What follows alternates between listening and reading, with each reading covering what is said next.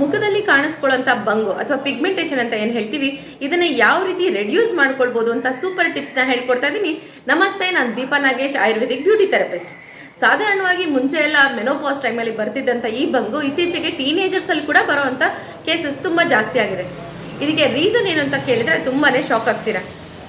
ಹೆಚ್ಚಾಗಿ ಕೆಮಿಕಲ್ಸ್ಗಳನ್ನ ಯೂಸ್ ಮಾಡಿದಾಗ, ಈ ಕಾಸ್ಮೆಟಿಕ್ಸ್ಗಳನ್ನ ಯೂಸ್ ಮಾಡಿ ಅದನ್ನ ರಿಮೂವ್ ಮಾಡದೇ ಇದ್ದಾಗ, ಪಾರ್ಲರ್ಗಳಲ್ಲಿ ತುಂಬಾ ಹೆಚ್ಚಾಗಿ ಬ್ಲೀಚ್ನ ಮಾಡಿಸ್ಕೊಂಡಾಗ, ಇನ್ಕ್ಲೂಡಿಂಗ್ ಹೇರ್ ಕಲರಿಂಗ್ ಅನ್ನು ಮಾಡ್ಕೊಳ್ಳೋದ್ರಿಂದನೂ ಕೂಡ ಪಿಗ್ಮೆಂಟೇಷನ್ ಬರ್ತಾ ಇರುತ್ತೆ. ಆದಷ್ಟು ಕೆಮಿಕಲ್ಗಳನ್ನೇ ನೀವು ರೆಡ್ಯೂಸ್ ಮಾಡಿಬಿಟ್ಟು ಮನೇಲಿ ಸಿಗುವಂಥ ನ್ಯಾಚುರಲ್ ಇಂಗ್ರೀಡಿಯೆಂಟ್ಸ್ಗಳಿಂದ ಇದನ್ನು ಸ್ವಲ್ಪ ಮಟ್ಟಿಗೆ ರೆಡ್ಯೂಸ್ ಮಾಡ್ಬೋದೇ ಹೊರತು ಯಾವುದೇ ಟ್ರೀಟ್ಮೆಂಟಿಂದ ಇದನ್ನು ಸಂಪೂರ್ಣವಾಗಿ ಹೋಗಿಸೋದಕ್ಕೆ ಸಾಧ್ಯನೇ ಇಲ್ಲ. ಸೊ ಇದಕ್ಕೋಸ್ಕರ ಲೇಸರ್ ಟ್ರೀಟ್ಮೆಂಟ್ ಅಥವಾ ಇನ್ಯಾವುದು ಕೆಮಿಕಲ್ ಪೀಲಿಂಗ್ ಎಲ್ಲ ಮಾಡಿಸಿ ಸ್ಕಿನ್ನನ್ನು ಮತ್ತಷ್ಟು ಹಾಳು ಮಾಡ್ಕೊಳ್ಳೋದ್ರ ಬದಲಿಗೆ ಮನೇಲಿ ಸಿಗುವಂಥ ಕೆಲವೊಂದಷ್ಟು ಇಂಗ್ರೀಡಿಯೆಂಟನ್ನು ಯೂಸ್ ಮಾಡಿಕೊಂಡು ಸ್ವಲ್ಪ ರೆಡ್ಯೂಸ್ ಅಂತೂ ಮಾಡ್ಕೊಳ್ತಾ ಬರ್ಬೋದು.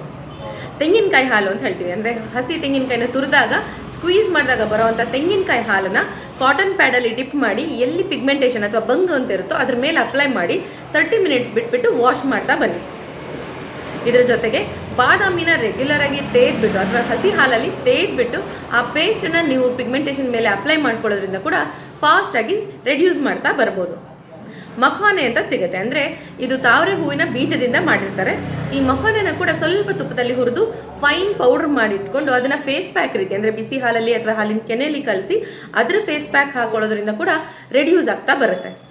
ಆಲೂಗಡ್ಡೆ ಅಥವಾ ಸ್ವೀಟ್ ಪೊಟ್ಯಾಟೊ ಅಂತ ಏನು ಹೇಳ್ತೀವಿ, ಸಿಹಿಗೆಣಸನ್ನ ಬೇಯಿಸಿ ಸ್ವಲ್ಪ ತುಪ್ಪದ ಜೊತೆ ಮ್ಯಾಶ್ ಮಾಡಿ ಅದರಲ್ಲಿ ಅಪ್ಲೈ ಮಾಡ್ಕೊಳ್ಳೋದ್ರಿಂದ ತುಂಬ ಚೆನ್ನಾಗಿ ರೆಡ್ಯೂಸ್ ಆಗ್ತಾ ಬರುತ್ತೆ.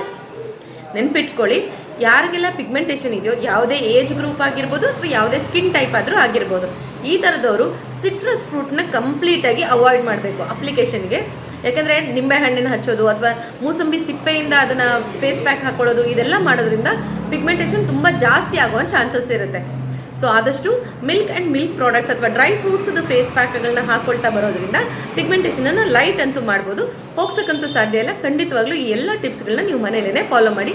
ಎಲ್ಲಕ್ಕಿಂತ ಹೆಚ್ಚಾಗಿ ರಾಸಾಯನಿಕ ಪದಾರ್ಥಗಳಿಂದ ದೂರ ಇರಿ ಅಂತ ಹೇಳೋದಕ್ಕೆ ಇಷ್ಟಪಡ್ತೀನಿ. ಇದೇ ಥರ ಮತ್ತಷ್ಟು ಇನ್ಫಾರ್ಮೇಟಿವ್ ಆ್ಯಂಡ್ ಇಂಟ್ರೆಸ್ಟಿಂಗ್ ಆಗಿರುವಂಥ ಬ್ಯೂಟಿ ಆ್ಯಂಡ್ ಹೆಲ್ತ್ ಟಿಪ್ಸ್ಗಾಗಿ ಫಾಲೋ ಮಾಡ್ತಾ ಇರಿ ವಿಶ್ವವಾಣಿ ಟಿವಿ ಚಾನಲ್.